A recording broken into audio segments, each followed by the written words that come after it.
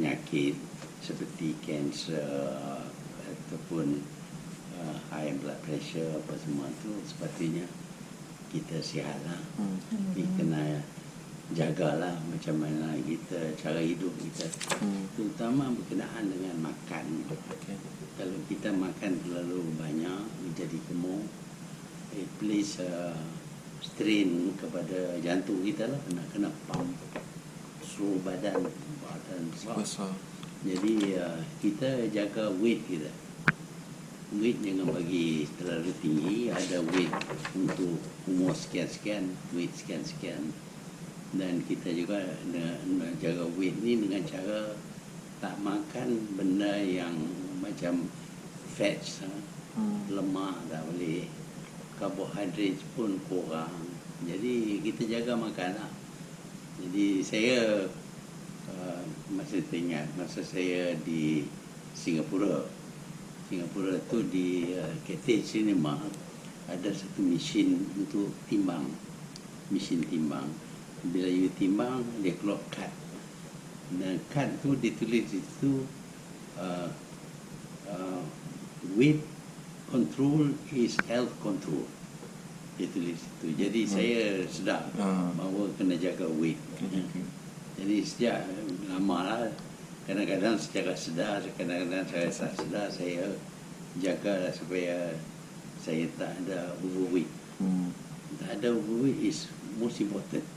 Most important. Yang lain-lain semua ialah kita jaga kebersihan badan kita, apa semua.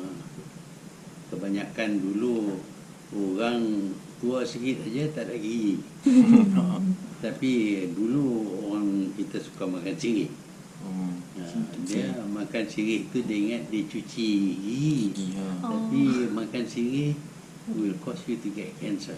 I see. Cancer itu saya belajar bila saya pergi study medicine lah. Jadi saya jaga gigi saya jaga. Pasal the health of your mouth affects you very much. Jadi kita makan kita tak kunyah betul. Tapi jaga gigi, jaga kebersihan badan, apa semua tu. Dan kita ada sikit sebanyak exercise. Bila dah tua kita kena physically active, mentally also active. Kalau tak, kalau kita akan merosot kita punya badan kita jadi lemah dan kita kurang kebolehan untuk berfikir, bercakap, untuk kita menulis dan sebagainya. Kerana kita sekarang ni dapat baca daripada komputer, daripada handphone, apa semua ni, dan dia tidak tulis sepenuhnya. Jadi kita tak kurang baca buku cerita apa semua ni. Sepatutnya kita baca. Saya mengaku bahawa saya kuasai bahasa Inggeris bukan kerana saya belajar dalam sekolah, kerana saya baca buku banyak. Masa dulu tak ada buku Melayu. Masa saya kecil-kecil dulu, kebanyakan novel apa semua dalam bahasa Inggeris. Dan juga magazine dulu untuk boys ni dalam bahasa Inggeris. Magazine, saya jadi librarian. Jadi saya yang beli magazine tu. Dalam 3 hari saya baca semua, masuk advertisement.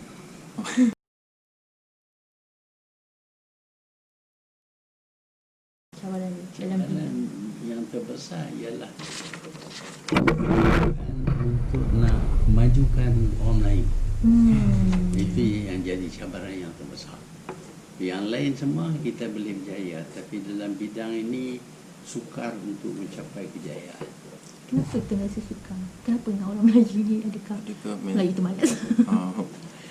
Saya percaya maju mundurnya seseorang ataupun sesuatu kaum bergantung kepada nilai hidup yang dipegang dan diamal oleh mereka. Kalau nilai hidup tu tak kena, dia tak boleh dia tak boleh berjaya. Umpamanya kalau ada bangsa Jepun, umpamanya bagi dia bekerja adalah satu perkara yang mustahil dan dia perlu lakukan yang terbaik mungkin. Kalau dia gagal, dia dulu dia sanggup bunuh diri pun pasal dia gagal. Pasal disuruh buat sesuatu dia tak buat.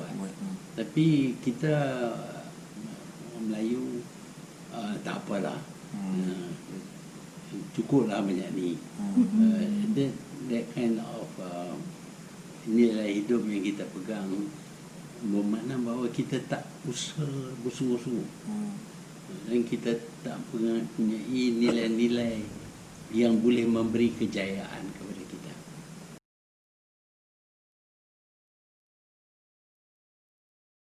Malaysia ini sudah jadi satu pusat pelajaran yang mana banyak penuntut dari negara lain datang ke sini untuk belajar di sini. Tetapi sistem pelajaran kita di peringkat primary dan secondary tak begitu baik.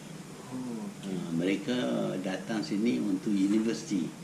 Universiti dia yang private university yang guna bahasa Inggeris menarik penuntut daripada luar negara.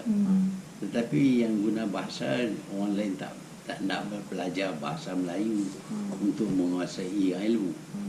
Lagipun ilmu terhad. Jadi kita dalam primary secondary school ni banyak perubahan perlu dilakukan. Bagi saya lah itu pendapat saya. Banyak orang pun kata sistem pelajaran di Malaysia ni tak begitu baik. Saya bersetuju dengan mereka. Ada banyak benda yang korang dapat tekanan. Umpamanya kita belajar agama, kita belajar berkenaan fardu ain saja, ibadat untuk akhirat. Tetapi untuk kehidupan kita tak peduli, kita tak ikut. Kalau kita tahu pun kita tak ikut, kita buat benda yang tak disuruh, bahkan dilarang oleh agama kita. Jadi dalam sekolah bila kita ajar agama, kita kena beri tekanan terhadap apa yang dikatakan sebagai cara hidup Islam. Itu tak dibuat di sekolah. Selain daripada itu juga kita dapati kita kurangkan tumpuan kepada bidang sains dan matematik. Sedangkan bidang ini menjadi satu bidang yang amat penting sekali di zaman ini. Tak tahu sains, tak tahu matematik, tak boleh maju langsung. Tak boleh faham kemajuan pun. Tak boleh guna alatan, tak boleh cipta alatan, tak boleh keluarkan alatan. Jadi itu kurang tekanan. Kalau kita banding dengan Jerman umpamanya, dia lebih utamakan kerja tangan. Teori ya kita belajar, tapi teori dia tak peduli sangat. Kita lebih utamakan teori sehingga tak langsung ada praktis.